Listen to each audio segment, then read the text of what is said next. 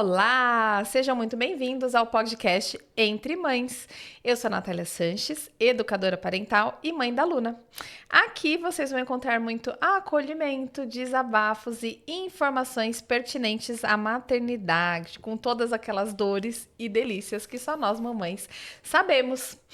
E hoje vai ser um episódio muito especial, é um tema que eu acho que todo mundo deveria falar mais, discutir mais, porque a política tem a ver com a nossa vida. Então o tema é maternidade e política, qual que é a relação? E eu trouxe um convidado muito especial, especialista em gestão pública, que tem um conhecimento excelente para tirar todas as nossas dúvidas e trazer mais clareza para a gente entender sobre o assunto. Rafa, muito obrigada por ter aceitado o convite, é um prazer te receber aqui.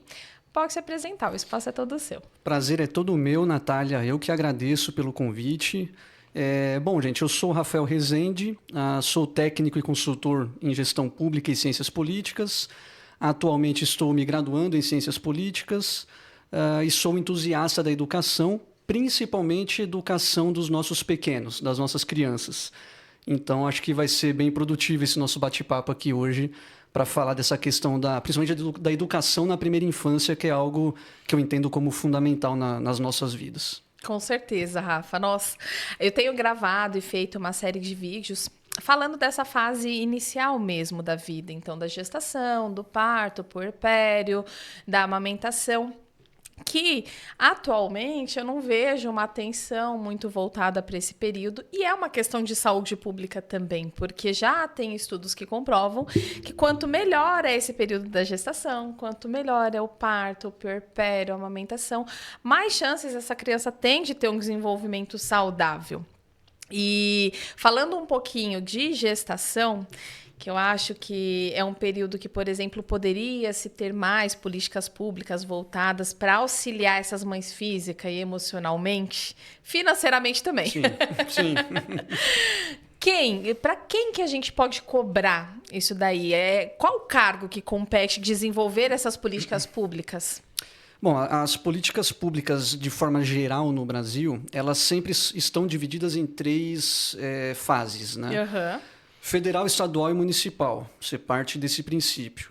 Quando a gente fala sobre a questão da educação infantil, cuidado com criança e cuidado com a maternidade, ou seja, com a mãe, com a mulher que está ali grávida, isso acaba caindo sempre para o município. Tá? Então, normalmente, esse atendimento de pré-natal, por exemplo, é feito pelo sistema de saúde do município.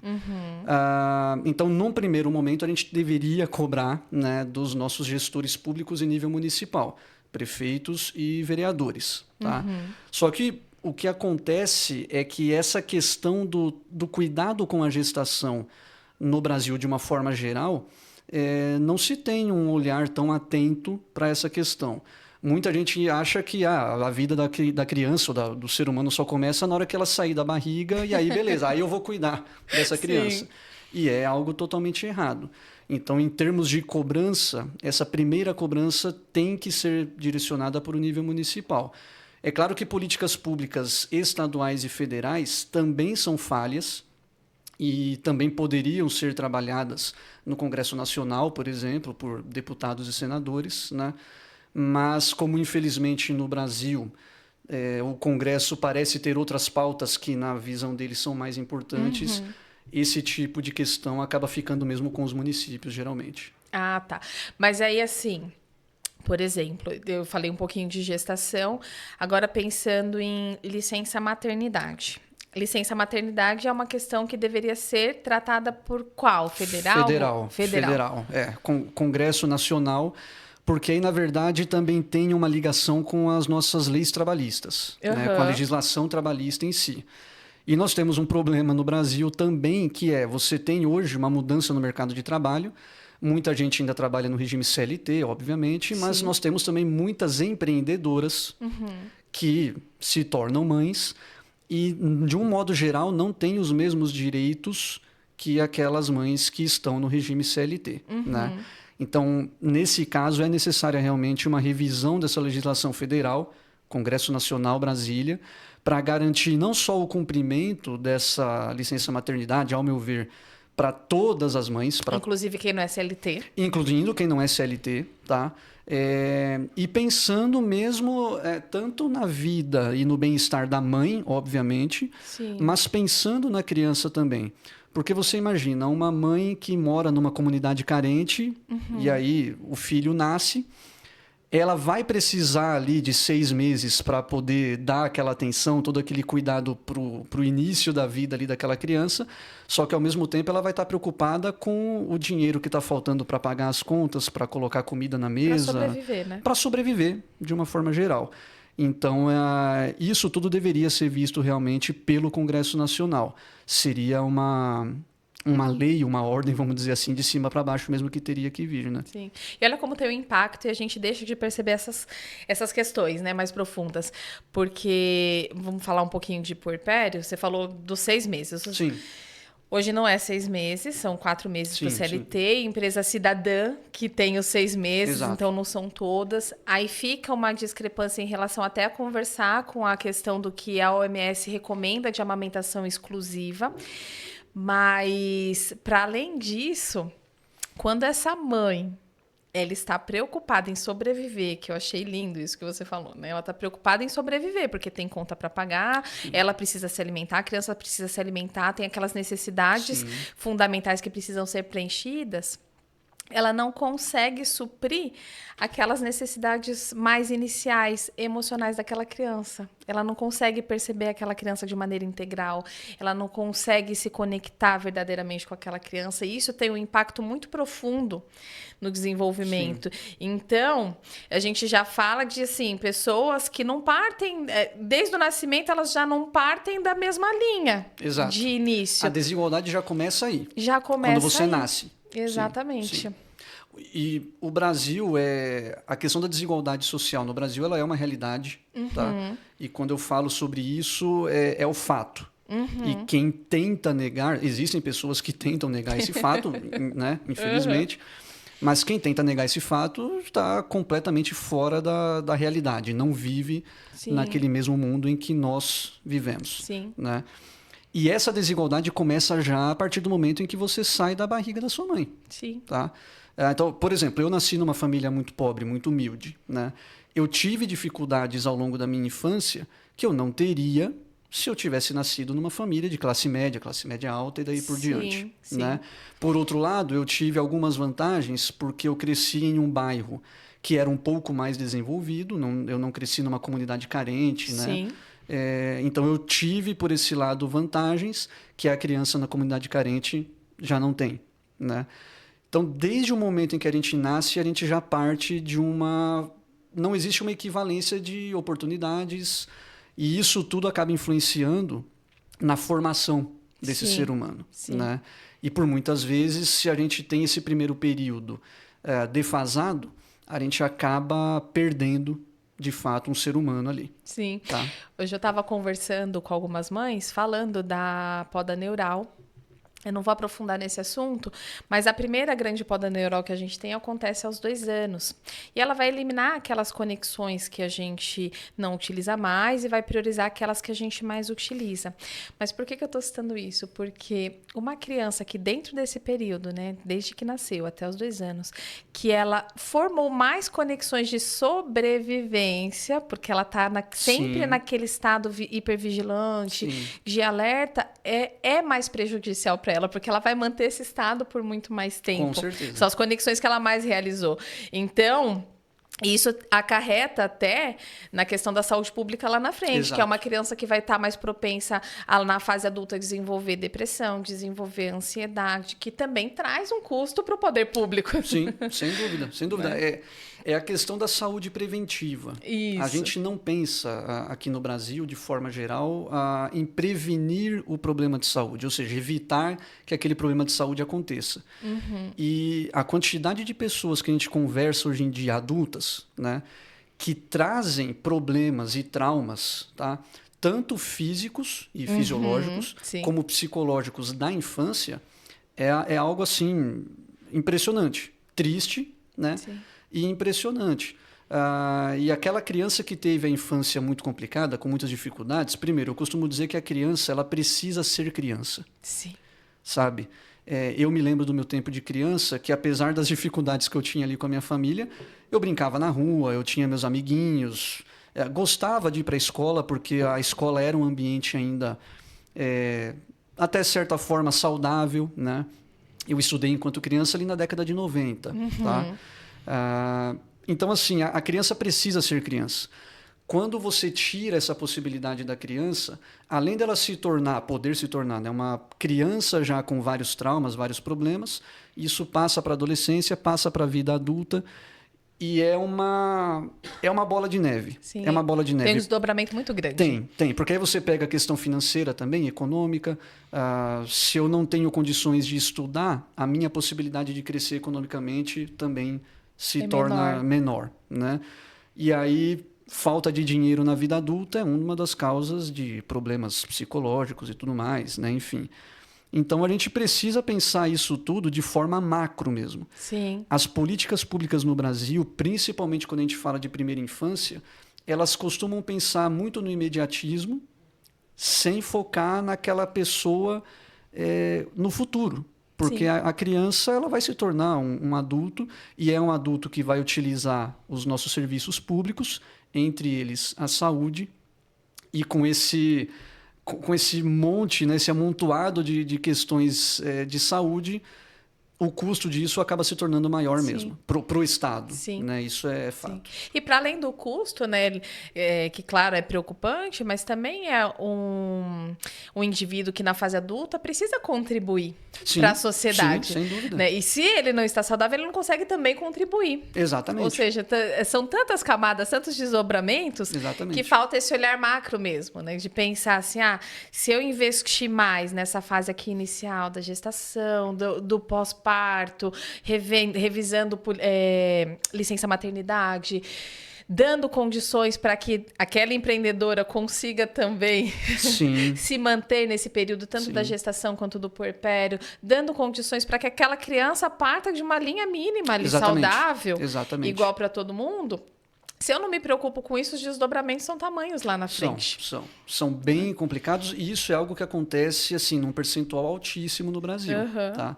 Então, a gente precisa realmente voltar os nossos olhares, a nossa atenção para essa questão da educação na primeira infância, e não só da educação. Como a gente pode auxiliar as mães tá, nesse cuidado diário com os filhos. É óbvio que a mãe ela é também uma pessoa, ela não é um robô. Sim. Então, ela precisa ter o tempo dela de descanso, de lazer. Né? E em que nós estamos ajudando essas mães? Praticamente nada. Ela precisa ser cuidada, olhada, estar bem, porque se ela está bem, o Gabor Maté ele fala muito isso. Se a mãe está bem, a criança, em consequência, está bem. Exatamente. Porque ela tem condições de cuidar de uma maneira adequada para aquela criança. Ela tem condições de proporcionar um ambiente saudável. Mas a sobrecarga, né, que a sociedade impõe, essa falta de suporte que a sociedade deixa de prestar à mulher e à mãe, tem esses impactos na saúde feminina, né? Por que mais mulheres têm doenças autoimunes? Por que mais mulheres sofrem com depressão? Por que mais mulheres, né? Por quê? Porque existe todo um sistema que também não está sabendo dar esse suporte por trás. Exato. A mãe, por exemplo, que sofre dependência econômica do marido, do parceiro, enfim. Por quê? Porque ela se torna mãe, na maioria dos casos, ela não vai poder trabalhar a partir daquele momento. E aí, nesse caso, o companheiro, né, o marido, enfim, é quem vai trabalhar. E essa mulher acaba se tornando, mesmo que inconscientemente, dependente financeiramente deste homem.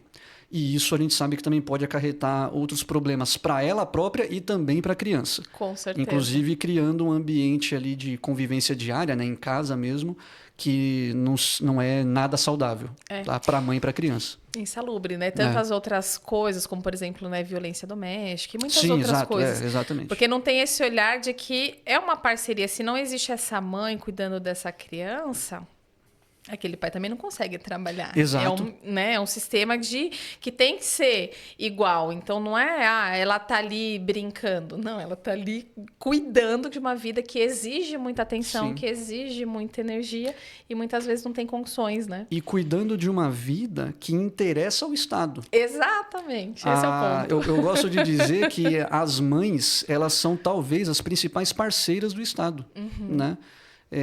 Porque toda a formação desse ser humano acaba caindo mesmo que no colo, vamos dizer assim, da mãe.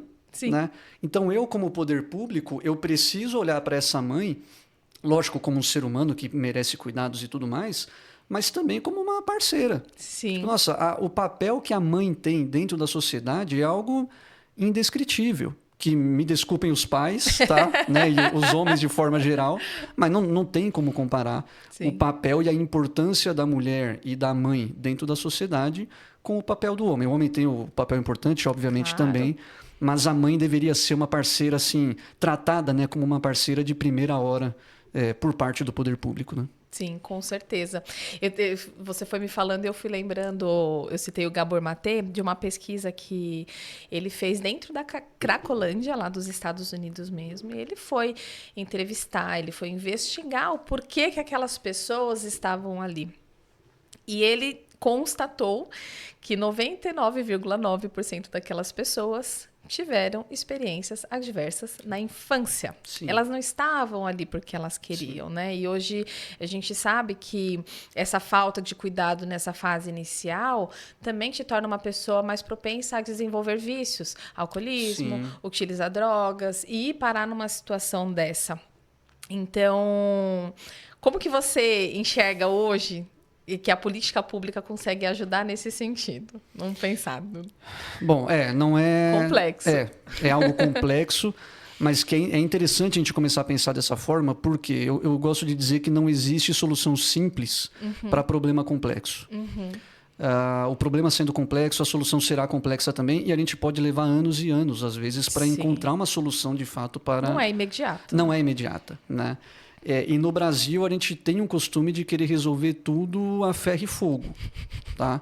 Como se houvesse uma varinha mágica que é só eu tocar ali e pronto, será resolvido, né? Primeiro eu gosto de dizer que não existe dono da verdade quando se trata de gestão pública, tá? Não vou entrar aqui em questões de ideologia nem nada disso, que também não é o caso, mas a gente precisa primeiro forçar os nossos gestores públicos, forçar no bom sentido, né? Fiscalizar e cobrar mesmo, né? Para que eles comecem a pensar a gestão pública e as soluções dos problemas realmente de forma técnica, tá? E não guiados por paixões ou coisas do tipo que a gente sabe que não funcionam. Sim. A grande maioria dessas políticas públicas, elas podem ser desenvolvidas no município, tá? E quando a gente fala dessa separação de município, estado e federação, né? O município é aquele que está mais perto da vida, do dia a dia da pessoa. A mãe que está com dificuldades lá na comunidade carente, é muito mais fácil que a prefeitura chegue alcance do que o governo do estado, que dirá o governo federal, né? Então, o primeiro passo é a gente deveria, né, seria o sonho, ter gestores públicos que pensem a gestão pública de forma técnica. A política ela é importante, obviamente, ela é algo fundamental para qualquer sociedade civilizada, tá? Sim. Inclusive para a criação de regras de convivência e tudo mais, isso é fundamental. Mas a gente precisa limitar a ingerência da política em gestão pública, em projetos de gestão pública. Então, se eu vou criar uma lei municipal, por exemplo, para a área da educação, né?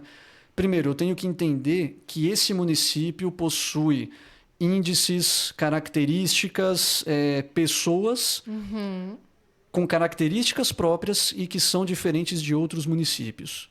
Tá?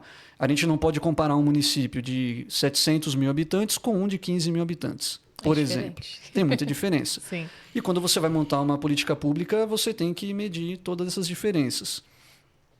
Não existe a fórmula exata de vamos resolver o problema da falta de apoio à mãe nos primeiros meses ali de gestação ou depois, né, após o nascimento da criança. Não há uma fórmula exata que, se eu pegar e aplicar em todos os municípios do Brasil, vai funcionar. Tá? Pode ser que em um município funcione e no outro não funcione. Pode ser que com uma mãe funcione e com a outra não. Porque a gente precisa enxergar também o indivíduo de forma... De forma única de forma mesmo, única, né? Eles são, de forma única. São histórias, Exatamente. Pessoas diferentes. Exatamente. E eu tenho certeza de que a gente precisa começar a olhar a gestão pública com um olhar mais humano, tá? O número é importante, o dado é fundamental, a parte técnica também é muito importante, mas a gente precisa começar a olhar as pessoas como pessoas mesmo, como seres humanos, tá? E isso eu tenho percebido, atuando na área de gestão pública já há quase 4 anos, que isso vem se perdendo cada vez mais, né? Aquela questão da empatia. Então, por exemplo, eu não sou uma mulher, sou um homem. Eu não tenho como sentir na pele as dores e as dificuldades de uma mãe que passa pelas dificuldades e tudo mais com o filho e tudo mais.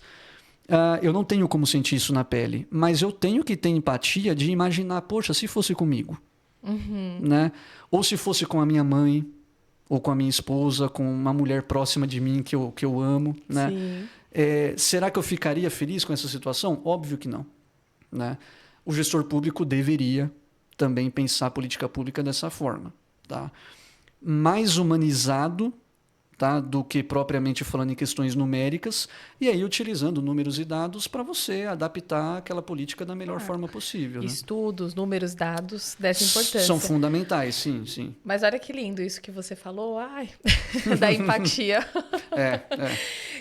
E aí, voltando mais atrás na nossa conversa, como realmente a mãe é essa parceira do Estado, porque em que fase que eu desenvolvo a empatia?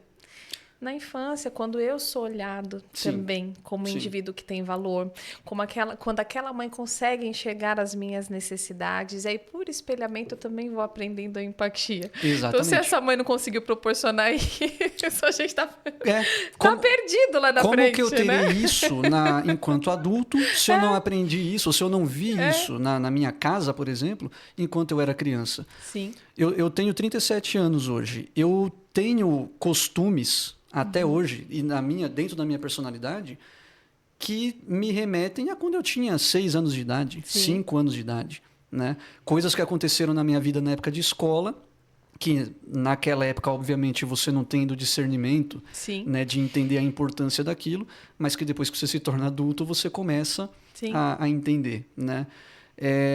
Por isso que eu gosto de dizer que a vida ela é completa. A vida é de antes do zero, ou seja, de quando você ainda está lá no ventre da sua mãe, né?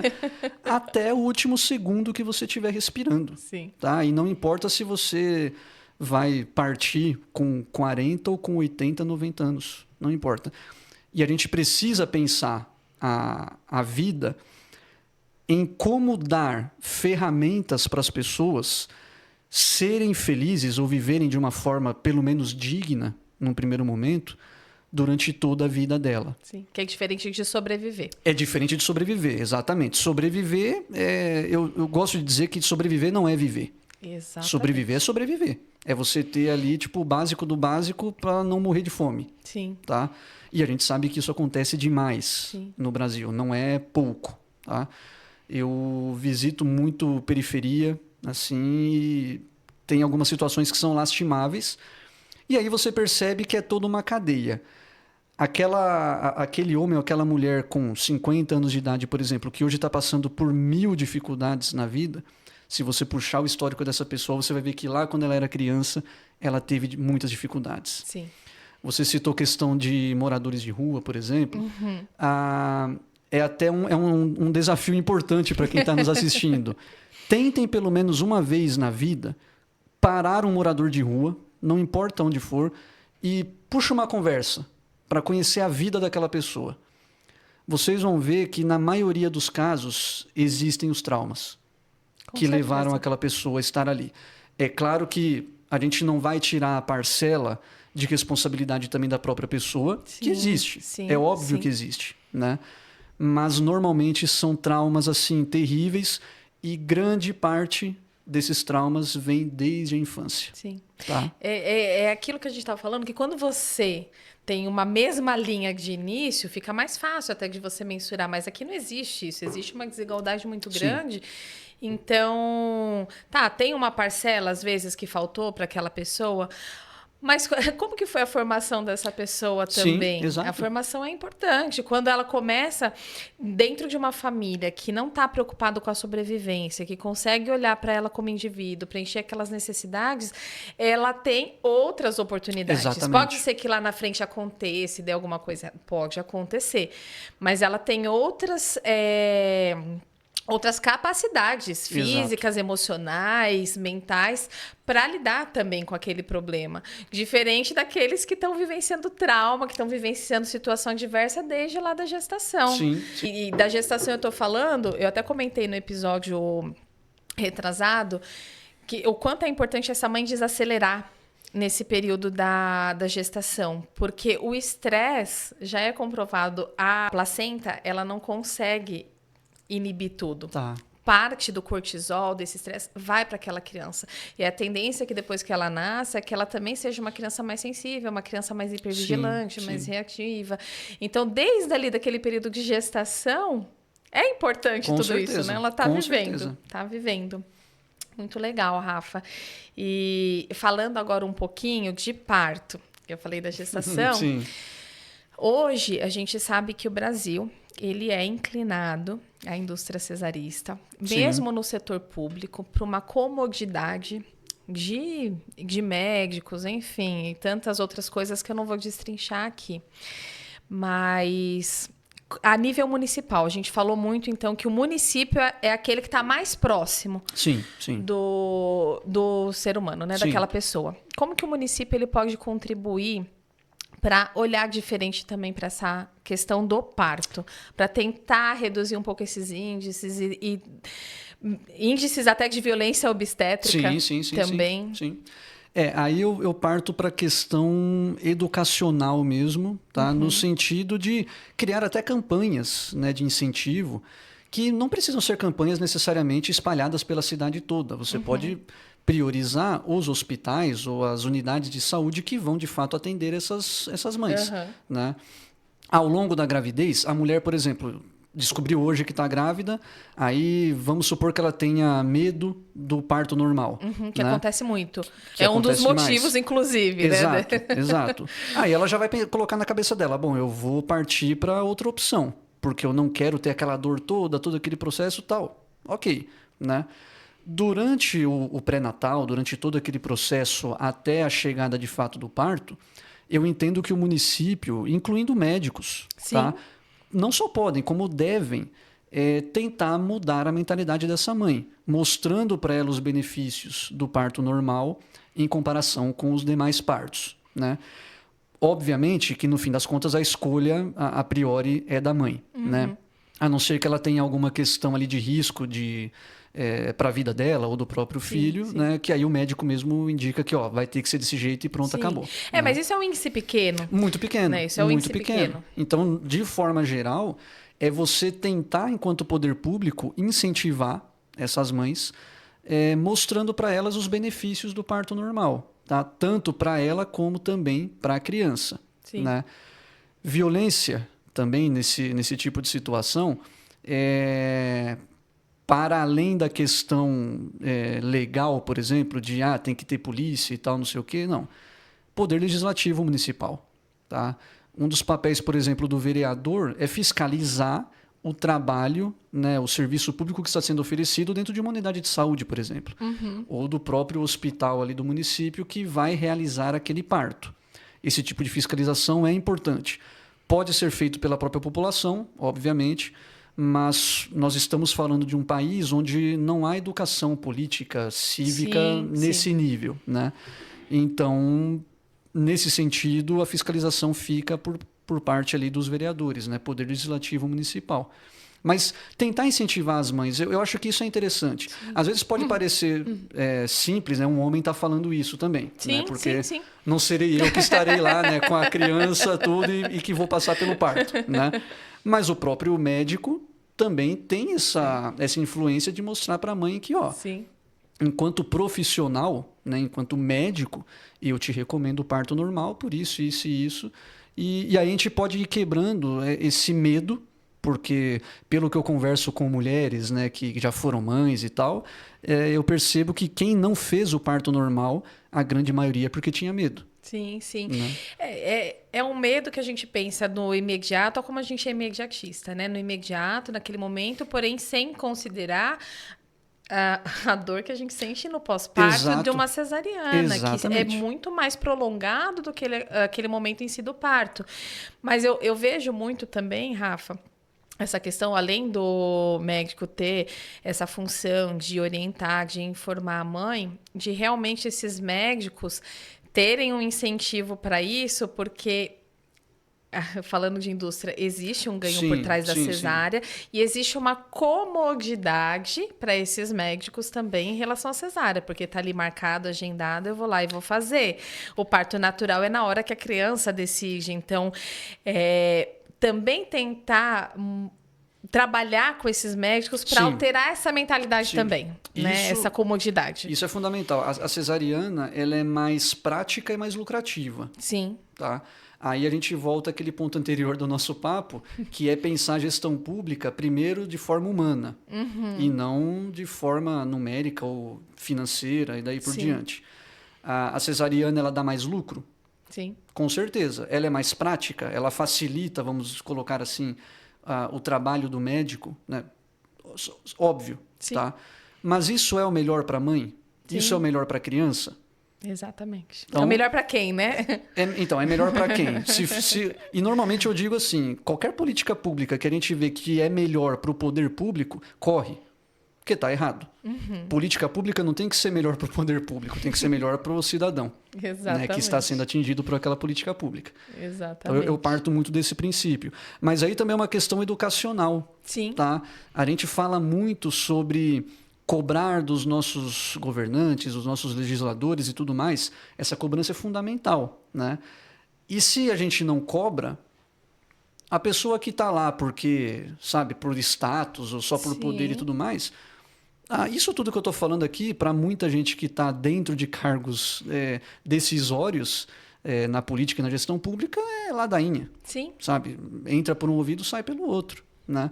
Então, essa mudança de mentalidade, ela tem que partir da própria sociedade. Tá?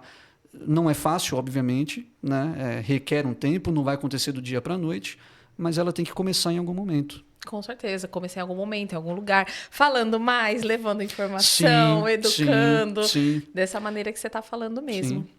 E falando um pouquinho para além, Rafa, eu falei da indústria cesarista, agora vamos falar daqui... mas eu queria dar um exemplo antes, olha, ainda bem que lembrei, que está relacionado com esse assunto. Uma vez, uma colega que mora na Alemanha, ela estava me contando a história do parto dela. E eu achei muito interessante, porque lá eles têm tanto essa cultura parto natural, que realmente a cesárea ela é encarada para salvar a vida daquela mãe e daquela criança. Então, né, com o intuito mesmo de que não se perca aquelas vidas.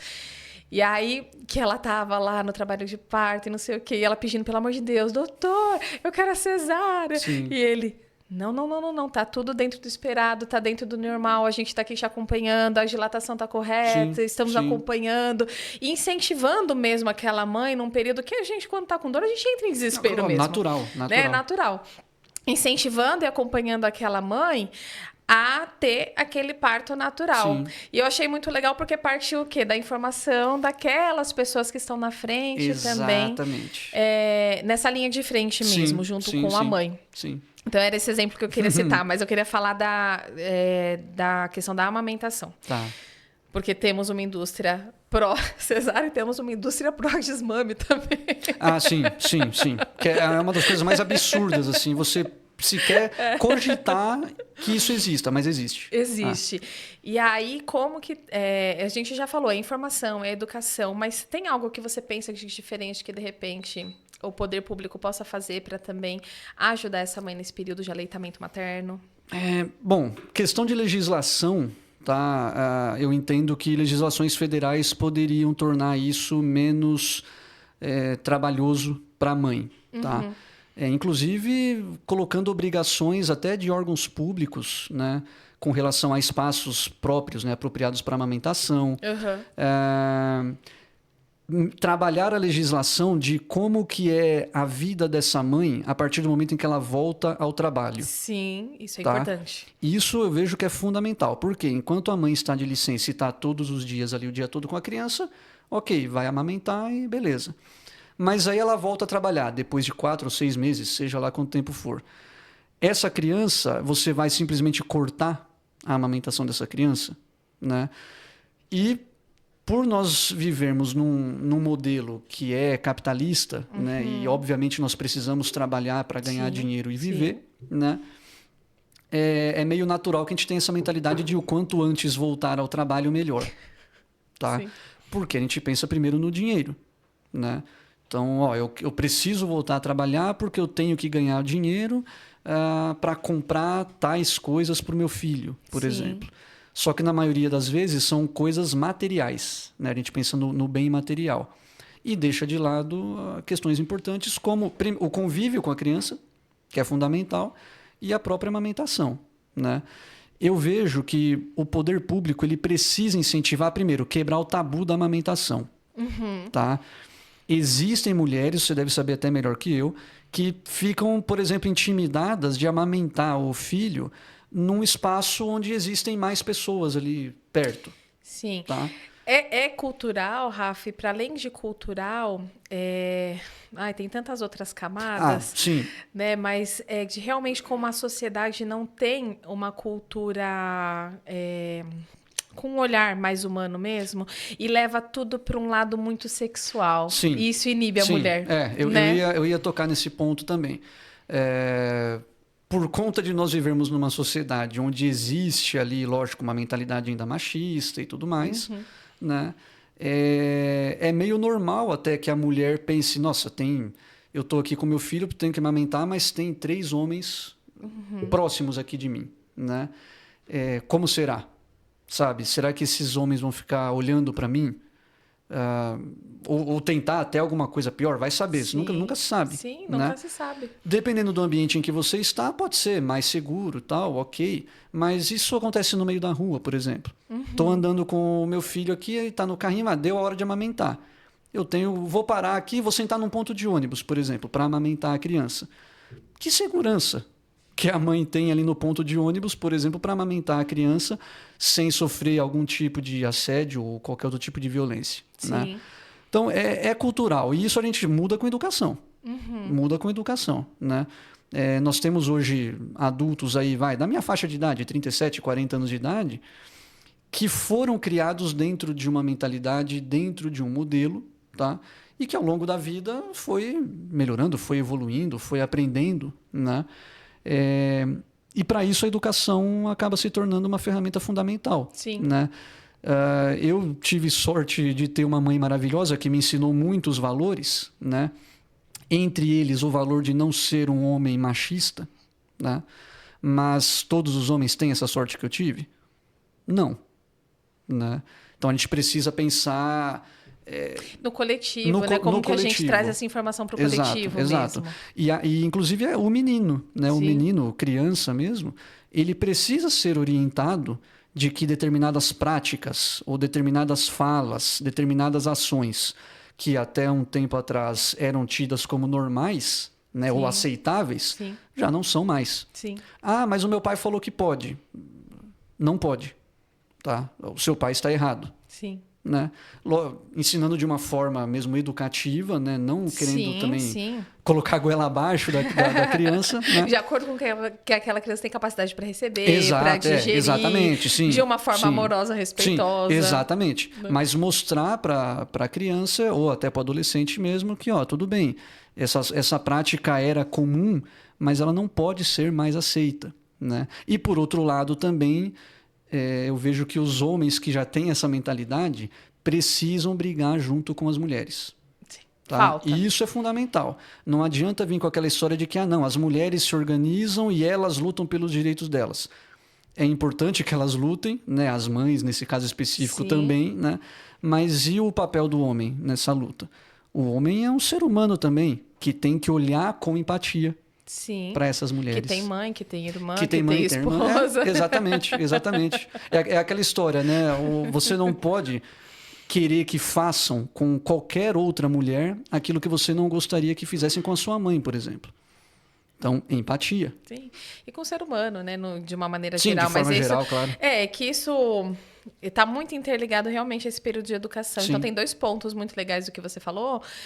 O primeiro da amamentação é essa questão trabalhista mesmo. Nossa, isso é um ponto que tem que ser revisado, que tem que ser repensado. Sim. Tantos países hoje já têm um olhar de, por exemplo, uma carga diferenciada, Sim. desses espaços adequados, Sim. de prezar por aquele convívio da mãe e da criança, que é importante Exato. Nessa fase inicial, da primeiríssima infância, mais ainda, que Sim. vai do zero aos 3. Só que enquanto essa mãe está preocupada em sobreviver... Né? Enquanto essa mãe não é enxergada como parceira realmente desse estado, fica complicado também para ela suprir, porque às vezes é algo material que eu quero proporcionar, mas a maioria das vezes é sobrevivência mesmo. Exato. Né? Se eu não voltar a trabalhar, se eu não tiver aquele dinheiro, eu não vou sobreviver, meu filho não sobrevive. Não tem comida. Não tem comida e aí vira aquele negócio. E aí o Estado tem esse papel importante Sim. de realmente... olhar para isso de uma maneira diferente. E a outra questão que você falou, né, da educação e da parceria mesmo do homem com a mulher, porque assim, a gente nessa luta, não que a gente não deva se unir, mas a gente também está preocupada com tantas coisas, tão sobrecarregada. A quantidade de mulheres em burnout é absurda. Sim. Então, a gente precisa realmente de um olhar de fora para ir junto com a gente. É a mesma questão não só dessa causa mais feminina, mas do racismo, da homofobia. Sim. Tudo isso precisa ser combatido juntos. Exatamente. Junto, né? Não só com aquela parcela da sociedade que sofre as consequências, mas com aquela que tem os privilégios. Aquela que tem os privilégios tem que ajudar a outra a ter, pelo menos, um sistema mais igualitário. Né? E essas pautas, elas são pautas humanas. Sim. Acho que isso é importante salientar para quem está nos escutando também. São pautas que não dá para você colocar ideologia no meio, sendo bem direto. Sim. Tá? Então, o bem-estar social... o cuidado com a vida, o cuidado com a criança, o olhar, sim, com carinho para quem está em situação de rua, né? O olhar com carinho para a mãe que está na comunidade carente sofrendo pra caramba, né? Para mãe solo. Para mãe solo, tá? Pensar nessas políticas públicas não é ser de um lado ou de outro, é ser humano, tá? E sempre pensando nessa questão que eu gosto muito de reforçar, isso da empatia. Se fosse comigo, sim. sabe? As pessoas que felizmente nascem ali, numa classe média alta, que não passa ao longo da vida por esse tipo de dificuldade, também é importante que essas pessoas olhem para dentro de si e pensem, poxa, e se eu tivesse passado por isso? Sim. Né? Será que não é legal eu participar, por exemplo, de um projeto voluntário? Sim. Né? Para ir lá numa comunidade carente, numa região onde eu não tive convivência na minha infância, na minha adolescência, mas que eu tenho a possibilidade agora de ir lá conhecer, né? E sentir, Sim. não na pele, obviamente, mas ver de perto as dificuldades Sim. que essas pessoas passam, né? Acho que isso é fundamental. E também é cultural e educacional, obviamente, né? A gente tende, como ser humano também, a, num primeiro momento, ser individualista. Né? A gente sente, né, a dor da fome, por exemplo, sou eu mesmo que sinto. Né? Mas, poxa, se eu não tenho essa dor, ou se eu já consegui resolver essa dor, deixa eu olhar para quem está ao meu redor. Né? Se eu estiver bem, minha família bem, mas o meu vizinho estiver mal, eu não posso ficar 100% feliz, Sim. sabendo que esse meu vizinho Sim. está mal. Né? Então, acho que essa questão da humanização da gestão pública. Eu desenvolvo muitos projetos técnicos na área de gestão pública e em todos os projetos eu sempre tento inserir o lado humano naquele projeto. Então, mesmo quando é um projeto que seja, por exemplo, totalmente econômico, uma política econômica para um município, por exemplo, né? Você tem que enxergar como aquela política vai atingir a vida de quem está vivendo ali naquela cidade. Porque se for um projeto que será bom para o poder público, mas vai atingir negativamente a pessoa lá na ponta, Não tem sentido. Não adianta, ser, não faz sentido. Né? Não resolve.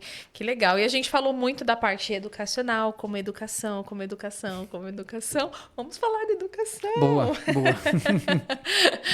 Você já falou lá no início que, então, essa fase inicial, creches, ensino fundamental, poder municipal. Municipal, isso. E assim, vamos falar... Tem muitas fases, mas vamos focar na fase inicial mesmo da vida. Tá.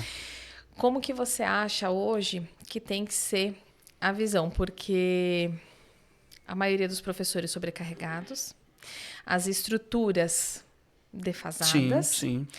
Então, aquele professor com uma demanda absurda, que não tem material para trabalhar, que não consegue olhar para aquela criança, que joga muitas vezes a responsabilidade para o pai joga a responsabilidade para a escola, fica nesse jogo do empurra e a criança está ali sofrendo. Sim. Como que o município, então, pode ajudar nesse sentido? Primeiro, o município ele precisa ter essa consciência muito clara de que esse período da criança é fundamental para o desenvolvimento do ser humano. Eu parto sempre desse princípio. Tá? Segundo ponto, pensar a estrutura física mesmo. Agora estou falando de estrutura física. Sim. De creches e pré-escolas, escolas e daí por diante. Tá?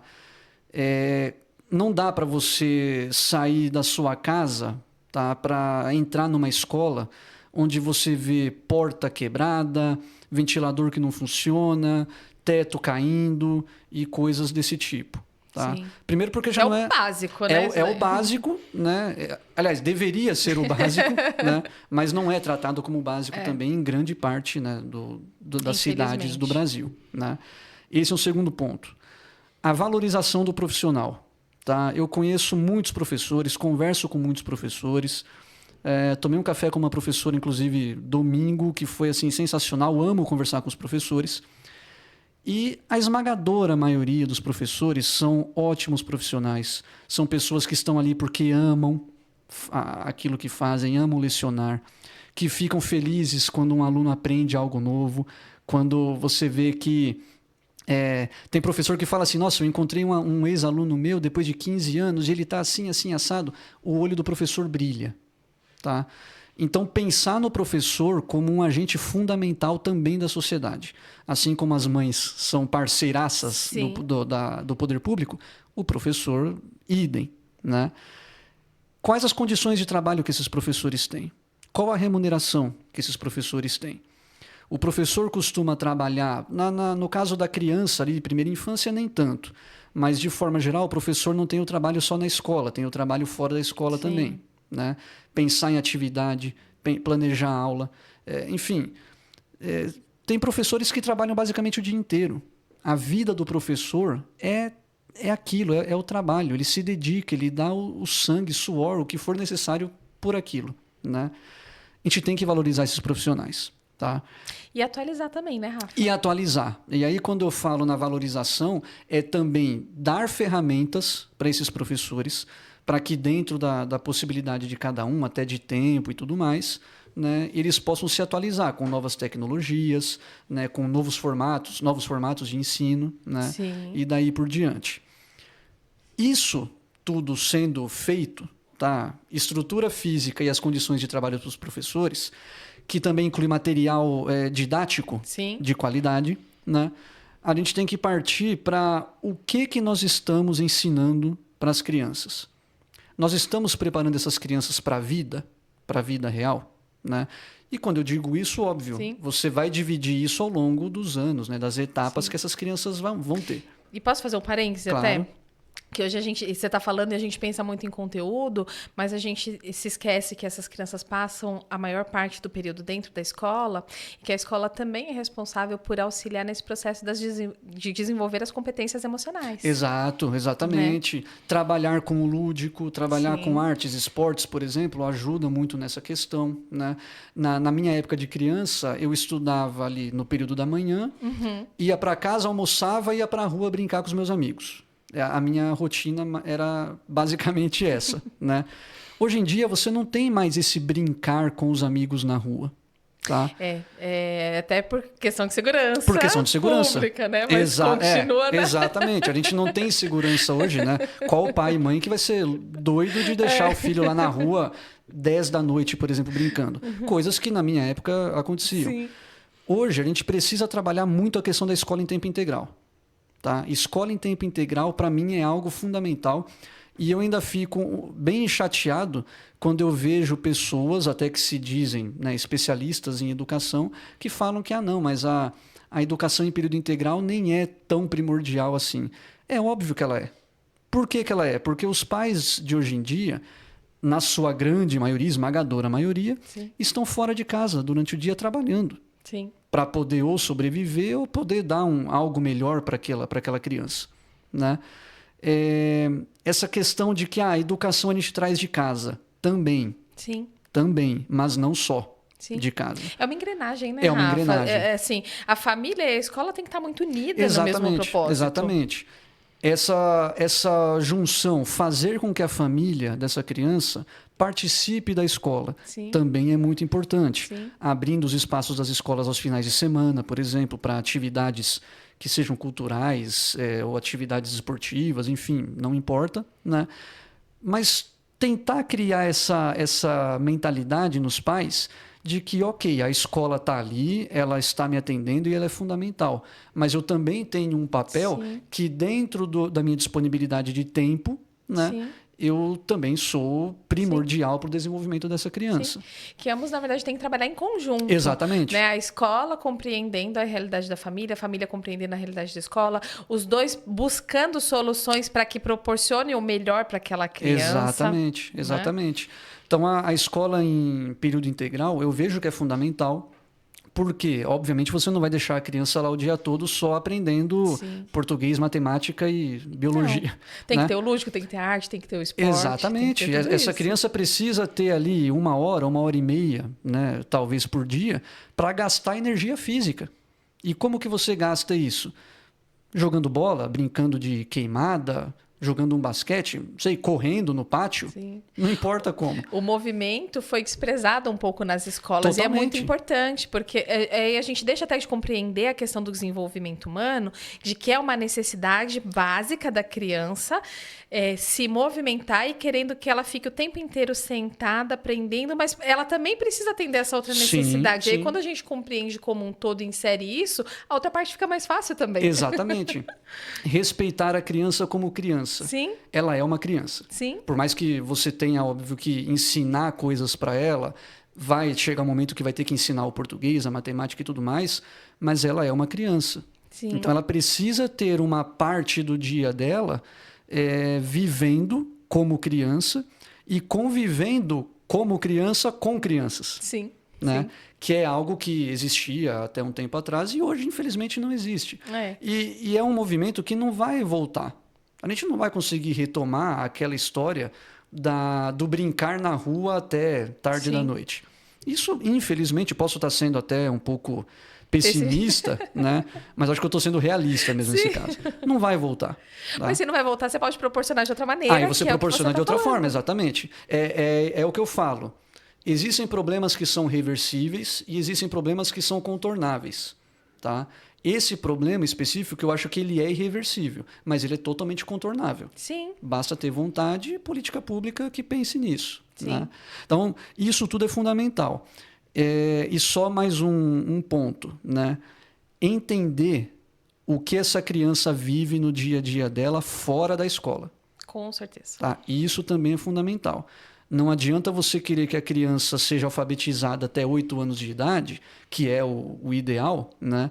Se essa criança, na casa dela, passa por necessidades, violência, fome, enfim. Né? Entender o universo, aquele micro-universo dessa criança, é fundamental. E isso é política pública municipal. Quem tem que estar lá vendo isso é o município, com assistência social, Secretaria Municipal de Educação, fazendo um trabalho conjunto com a saúde também. Né? Um ponto que você citou, essa forma com a qual as nossas crianças estão sendo conduzidas e criadas, né? Sim. Você já percebeu o tanto de adolescente de 12, 13 anos usando óculos? Nossa. É muito... Eu vou ter que observar mais. Eu estava preocupada, a gente veio conversando sobre a questão das telas, mas eu não reparei do... Pois é. Eu não sei o percentual agora exato, mas houve um acréscimo nesses últimos anos, nas últimas décadas, de quão mais cedo você começa a ter que usar óculos. Porque a sua visão está sendo estragada por telas. Tá? Isso não acontecia antigamente por quê? Porque nós não estávamos nas telas, né? Nós estávamos na rua, ali brincando, né? Ou no quintal de casa, enfim, né? Brincando, gastando energia física, né? Que também ajuda na parte mental, né? Sim, na faz formação... parte do desenvolvimento, é importante para o desenvolvimento. Exatamente. Então, a gente precisa pensar nisso. E aí, é o que eu falo, a escola ela tem que ser um local legal de você estar. A criança tem que pensar que, poxa, ok, eu vou lá, hoje tem aula de matemática, chato pra caramba. Tá bom. Ou português, não gosto, acho chato. Mas, de uma forma geral, a escola é um lugar legal. Sim. Assim, capacitar esses professores para que eles consigam também ensinar de uma maneira, criar vínculo com aquelas crianças, porque a gente aprende muito melhor quando a gente tem vínculo, sim. Quando a gente se relaciona com esses professores. Então, eu sei que questões de salário, de estrutura, tudo isso envolvido, mas também uma falta de atualização, de querer buscar novas formas, porque mudou hoje o mundo. Então, o jeito como eu cativava o aluno antigamente não é o jeito como eu vou cativar o hoje. Lógico. Eu vou buscando novas formas de interagir, de criar esse vínculo e essa conexão, pensando que sou eu que tenho que fazer esse movimento também, para que aquela criança consiga se interessar pelo meu assunto. Exatamente. É um exemplo, por exemplo, na minha 8ª série na época, eu adorava história, tá? Mas eu não gostava da minha professora de história. Né? Qual foi o resultado? Eu não gostava da aula de história. Só que história sempre foi algo que me chamou a atenção desde pequeno. Né? E eu não tinha nenhuma convivência com essa professora. Ela não dava aquela abertura e tudo mais. Era uma aula um pouco mais robotizada, vamos dizer assim, né? E olha o que isso poderia ter me causado. Eu poderia ter deixado de gostar de história por conta dessa experiência ruim. Sim, né? Por conta dessa falta de vínculo, né? Por conta da falta de vínculo. Por outro lado, eu me lembro até hoje da minha primeira professora, lá no antigo pré, né? na EMEI, né? Que era a professora Roseli. Tá? Que eu perdi o contato, infelizmente, com ela. Até procurei, tentei encontrar em rede social, tal, não consegui até hoje. Mas eu me lembro, aquela professora era tão sensacional, tão amorosa, tão carinhosa, sabe? Ela cuidava das crianças, né? A gente se sentia cuidado ali. Então isso eu acho que também é fundamental. Mas aí eu volto um pouquinho. Para o professor ter também essa tranquilidade para fazer isso tudo, para criar esse vínculo, para estar amorosa e tudo mais... Ele precisa de suporte. Tem que ter suporte. Porque se você só jogar o professor lá e pedir para ele cuidar de todo mundo com amor, carinho e atenção, poxa... Ele precisa ser acolhido, ele precisa ser ouvido, ele precisa ter respaldo financeiro, ele precisa de muita coisa. Exatamente. Você está dando carinho para esse professor? Não está. Então quem fica cuida meio... de quem cuida. Exatamente. O professor cuida de todo mundo, mas ninguém cuida dele, né? Não dá. Não tem condições. Rafa, ai, que deliciosa essa conversa. E a gente já aqui estourando o nosso tempo, se encaminhando para o final. Então, eu quero que você deixe alguma mensagem que você acha importante sobre esse tema para a nossa audiência, para quem ficou até agora nesse episódio. E algum recado que você queira dar. Tá. Bom, primeiramente, assim, agradecer a você mais uma vez pelo convite, sensacional.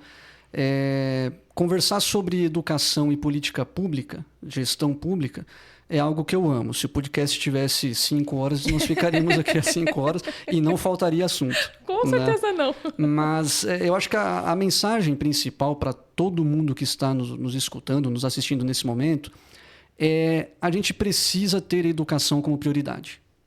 Tá? Não adianta. Existem outras prioridades, obviamente, saúde, segurança, transporte, e são muito importantes, obviamente, mas sempre que você começa a conversar sobre gestão pública, problemas do dia a dia, problemas da vida, você vai ver que a gente sempre acaba caindo no mesmo ponto, educação. Tá? Com certeza. E quando eu falo de pensar em educação, aí não é só pensar em escola, não é só pensar em professor, não é só pensar em livro, é pensar em todo o sistema, tudo que está em volta e na família. Da educação. E na família. tá? Por quê? Se a família não tiver esse incentivo para pegar aquela criança pela mão e dizer que a educação será importante na sua vida por isso, isso e isso. E eu, como seu pai ou sua mãe, eu vou te garantir que você tenha essa educação. Se não houver esse incentivo para isso, isso não acontece. Suporte. O incentivo, o suporte e tudo mais. Então, acho que a mensagem principal é isso. A gente precisa... nós temos que ser mais cidadãos, brasileiros de uma forma geral. Nós temos que entender o nosso papel dentro de uma sociedade e dentro da construção de uma nação, sim, ou de uma cidade que seja, né? Talvez, em alguns momentos, reclamar menos e agir mais. Com certeza. Também é muito importante. Tá? Reclamar também é importante, mas agir também. Reclama agindo. Reclama agindo, perfeito, maravilhoso. Mas acho que a mensagem é essa, e pensar na educação realmente como algo que transforma vidas. Eu sou uma pessoa que eu tive a minha vida transformada pela educação, e até o último momento da minha vida, quando eu estiver respirando e conseguindo falar, eu quero falar sobre educação e quero ver mais vidas sendo transformadas pela educação. Ai, que lindo. Rafa, muito obrigada pelo bate-papo. Muito obrigada a todos vocês que ficaram aqui até agora. É muito importante que esse assunto seja levado a mais pessoas, que nós falemos mais sobre isso. Isso precisa ser discutido, isso precisa estar na nossa vivência, porque viver é um ato político. Então, se você gostou e ficou até aqui, compartilha com os seus amigos, se inscreve no canal para você ficar por dentro de todos os conteúdos. E eu agradeço vocês. Até a próxima semana.